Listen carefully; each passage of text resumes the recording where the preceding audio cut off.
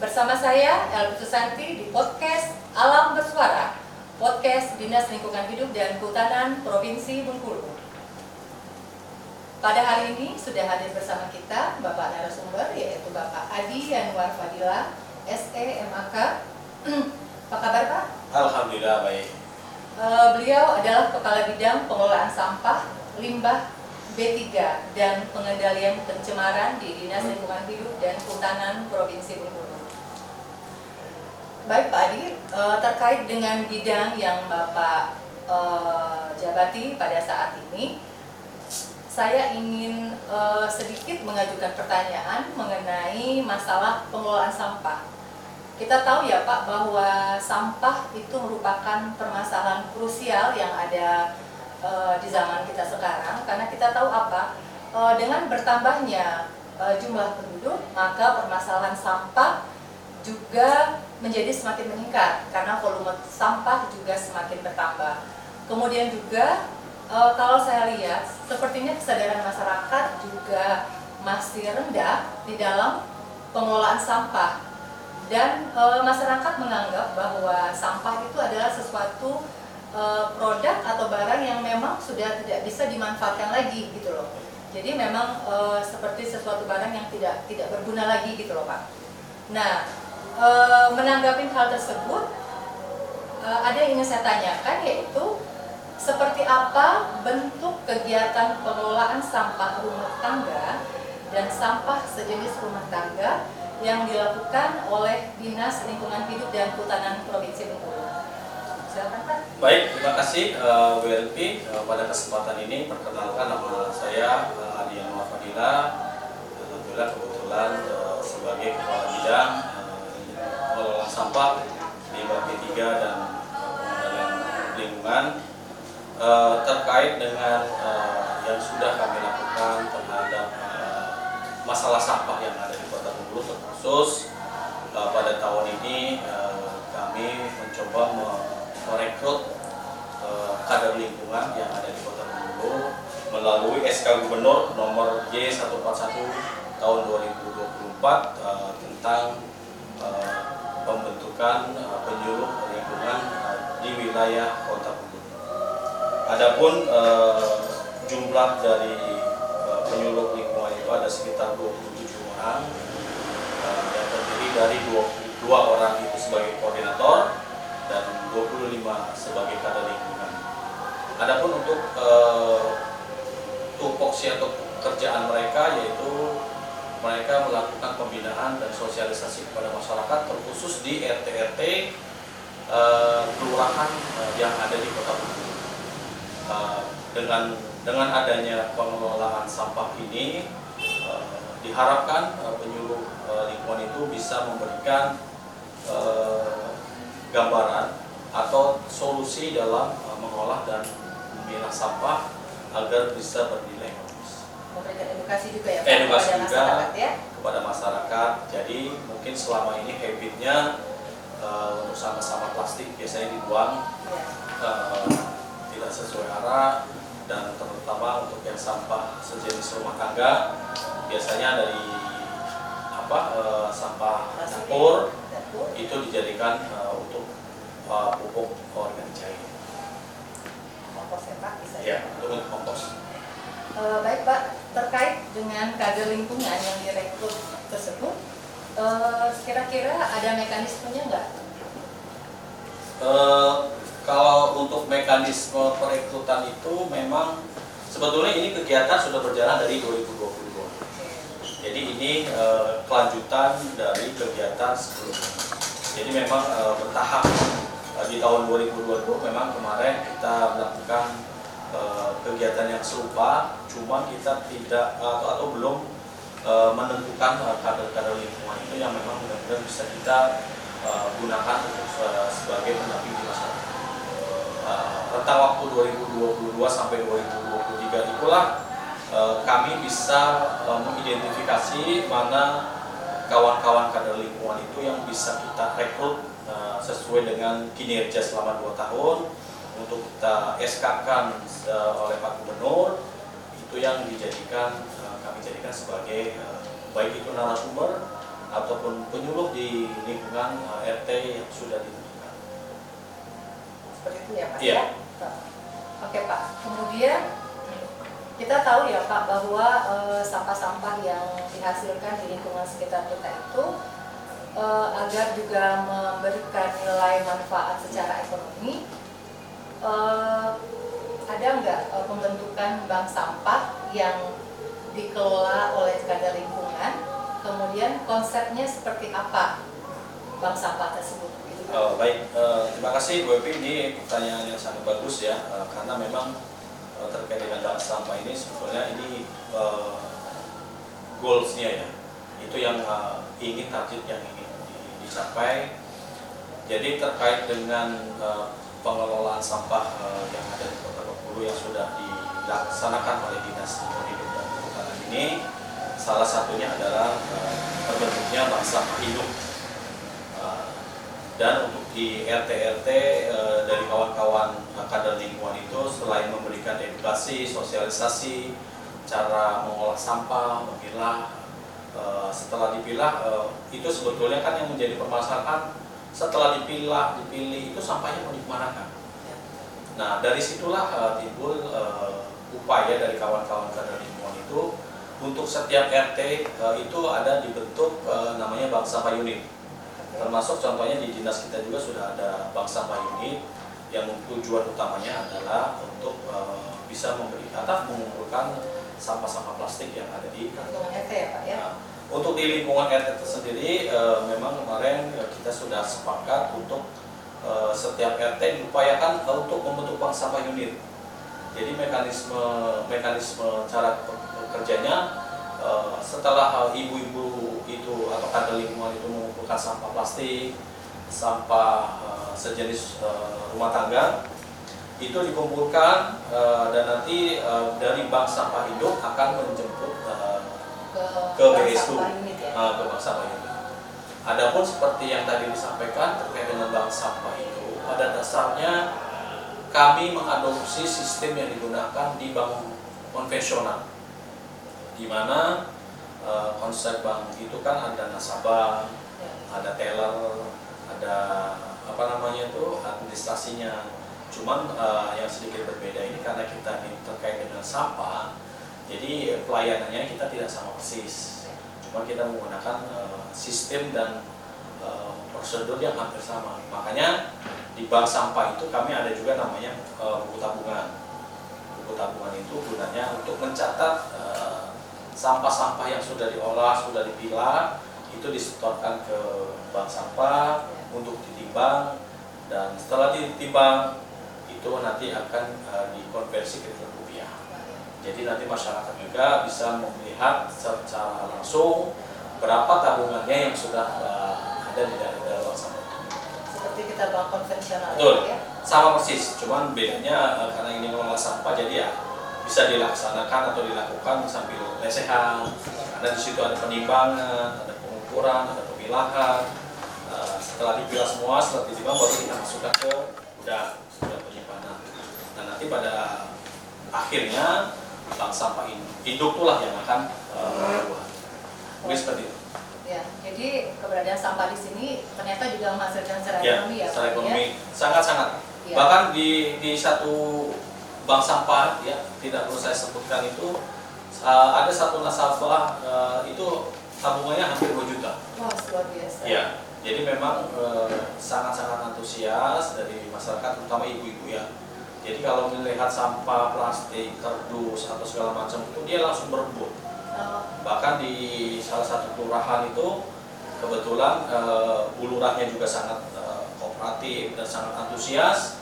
Jadi ketika ada kegiatan-kegiatan sosialisasi di kantornya atau di lingkungannya, arisan ibu-ibu, majelis taklim, itu setiap ada kegiatan itu begitu sudah selesai mereka berebut sampah. Jadi tidak perlu lagi persyaratan kemana-mana selama ini.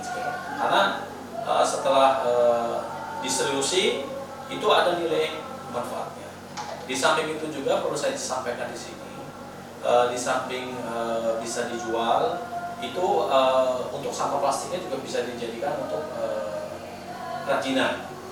Dan sudah banyak kawan-kawan dari kadar lingkungan itu yang sudah menjadikan ini sebagai ladang bisnis.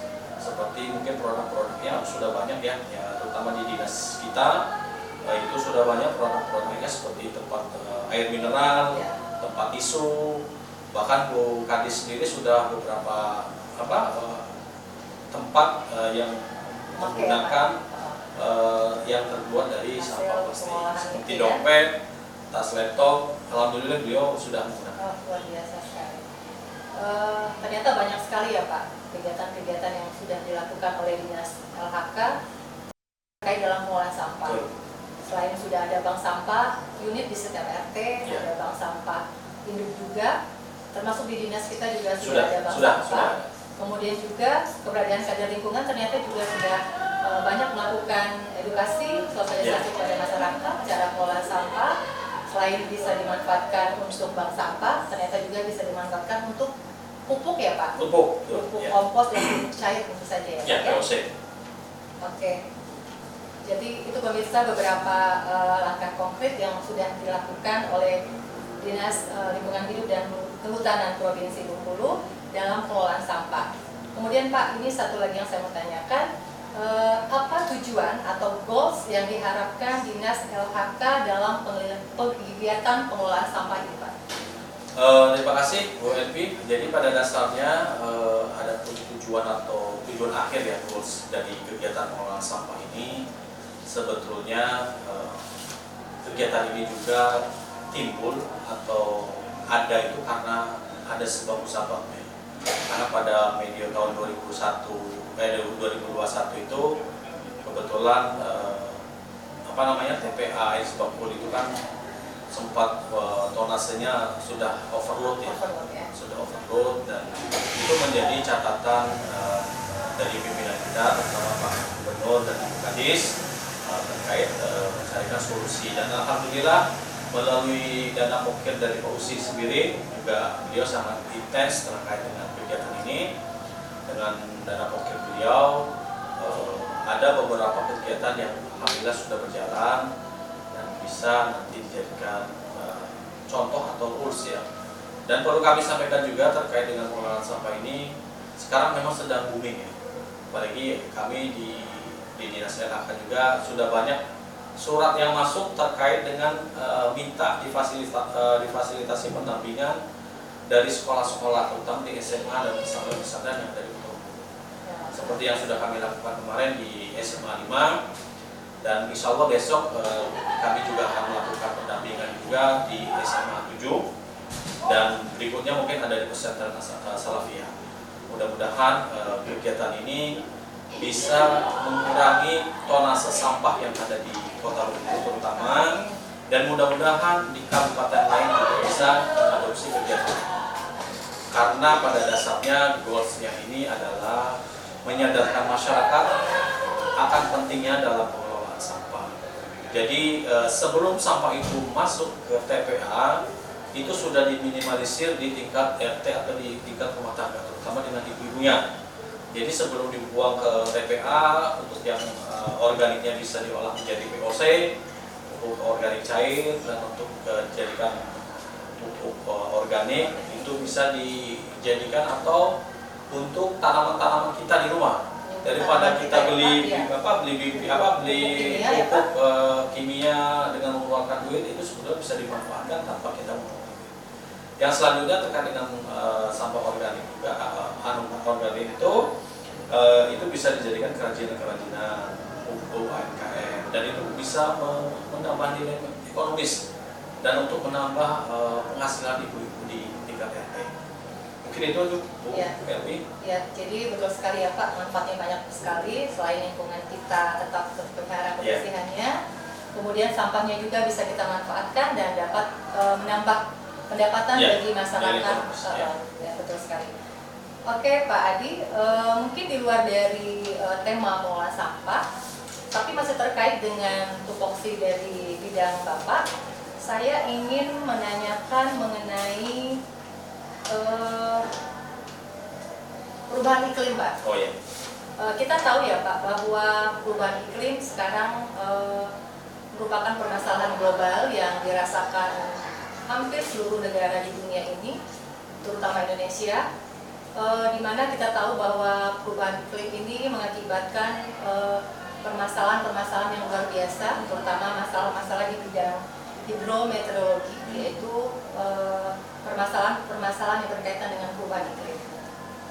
Kita tahu Pak bahwa tren bencana akhir-akhir ini kan semakin meningkat tuh, seperti banjir, kemudian longsor, kemudian penyakit-penyakit yang terkait mengenai iklim, terkait dengan iklim, kemudian juga terjadinya kenaikan muka air laut.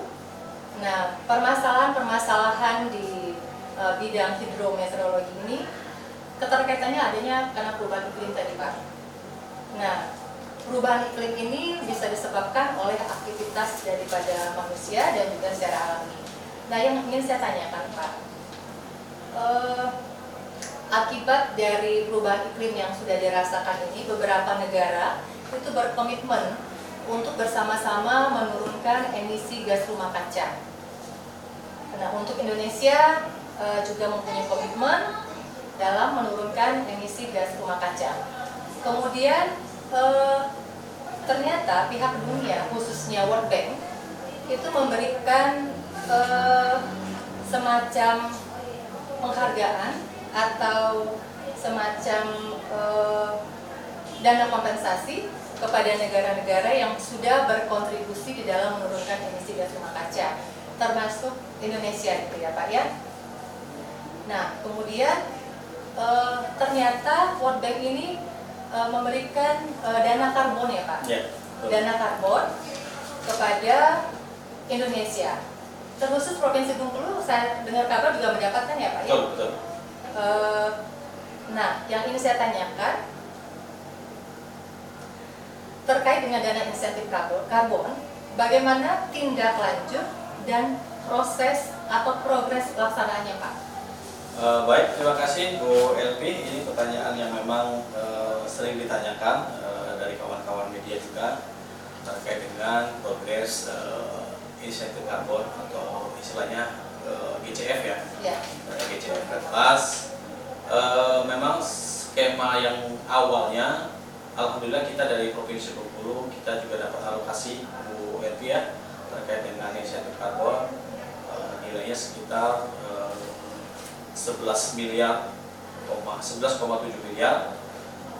Itu dananya itu sudah berproses. Sekarang kita sudah berproses. Nah, karena ini skemanya lewat perantara, lembaga perantara, kami dari Provinsi Bengkulu sesuai dengan arahan pimpinan, kita menunjuk Warsi, KKI Warsi untuk mengelola dana tersebut. Karena pihak provinsi hanya sebagai penerima hasil, penerima manfaat. Jadi untuk progresnya pada saat ini sedianya ini sudah bisa berjalan di bulan September. Di bulan September kemarin kami juga sudah komunikasi dengan kawan-kawan BPDLH. Ternyata ada perubahan jadwal. Informasi terakhir kemungkinan MOU antara BPDLH dengan Lentara dengan KKI Warsi mungkin diperkirakan di minggu kedua di bulan Oktober. Kemarin ada bocoran mungkin sekitar tanggal 9 Oktober itu akan launching antara Lentara dengan BPDLH. Jadi kami sesuai dengan arahan dari pimpinan juga sudah menyesuaikan sesuai dengan kegiatan-kegiatan yang memang kita butuhkan di Provinsi Bengkulu. Jadi untuk pendanaan karbon tersebut Pak, yang untuk Provinsi Bengkulu lebih kurang 11 miliar, 11,7 miliar ya Pak tepatnya ya. Kegiatan-kegiatan apa saja yang bisa dilaksanakan melalui implementasi dana karbon ini? Terkait dengan implementasi kegiatan-kegiatan yang akan dilaksanakan di Provinsi Bengkulu, memang itu terkait dengan penurunan emisi gas rumah kaca. Salah satunya itu pengurangan laju deforestasi dan degradasi hutan. Yang kedua, peningkatan keanekaragaman hayati. Yang ketiga, terkait dengan fasilitasi kehidupan usaha hutan lestari. Dan yang selanjutnya, penguatan implementasi kelembagaan REDPLAS.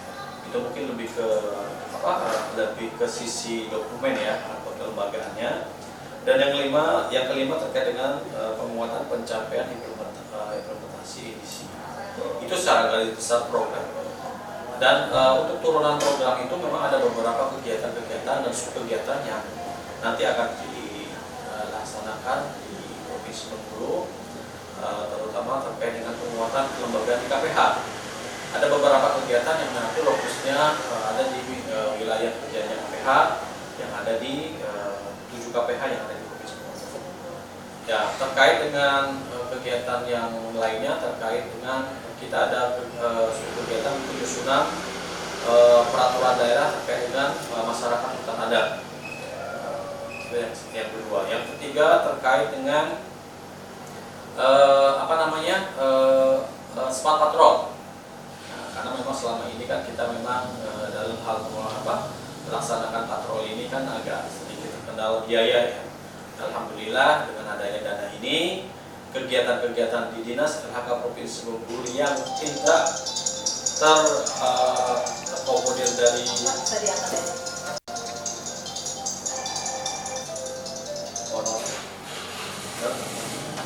jadi untuk yang kegiatan itu tuh bisa dialokasikan atau dimanfaatkan dari dana repas. Jadi dengan adanya insentif karbon ini, alhamdulillah kegiatan-kegiatan yang ada di Dinas LHK ini bisa terakomodir dari dana repas yang selama ini mungkin tidak terakomodir dari dana APBD. Berarti manfaatnya banyak, luar biasa ya Pak, sangat-sangat untuk banyak. Provinsi Bengkulu yang bisa mengakomodir dan memfasilitasi kegiatan-kegiatan di Dinas Lingkungan Hidup dan Kehutanan Provinsi Bengkulu. Terakhir ini Pak, pertanyaannya, apakah masih ada nih peluang Provinsi Bengkulu dalam mengakses dana yang bersumber dari dana insentif karbon? Baik, terkait dengan potensi atau peluang ya, sebetulnya dengan dana hibah dari Norwegia, terutama kebanyakan dari Norwegia yang melalui dana GCF, itu sebetulnya peluang-peluang itu lumayan banyak ya, lumayan banyak. Kemarin juga kami sudah koordinasi dengan kawan-kawan BPDH terkait peluang-peluang itu. Namun yang paling memungkinkan dalam kita mengakses terutama di Provinsi Bengkulu ini adalah dana volunteering. Dalam volunteering kemarin kita sudah membuat beberapa kali proposal, ada beberapa kali perubahan, dan kami juga bekerja sama dengan tenaga ahli dari Universitas Bengkulu. Dan alhamdulillah proposal itu sudah kami sampaikan kepada tim teknis dan kepada PPDH terkait dengan implementasi penguatan kelembagaan KPH juga melalui skema perhutanan sosial.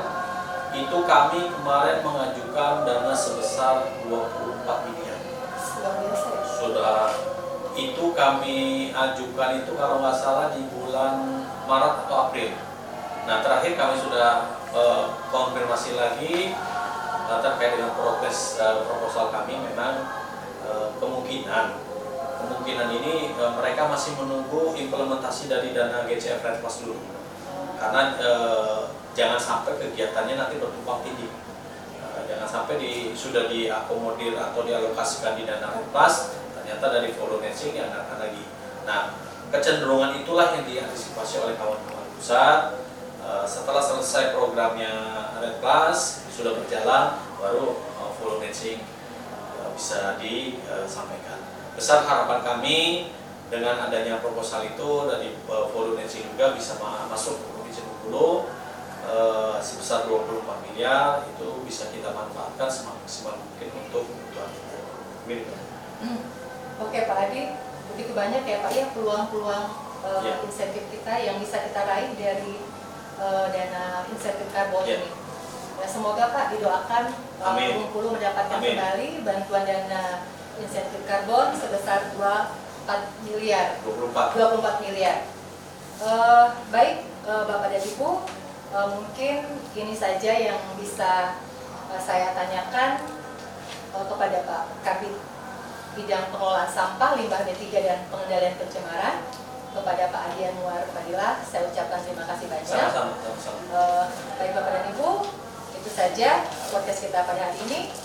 Selamat sukses selalu buat kita semua.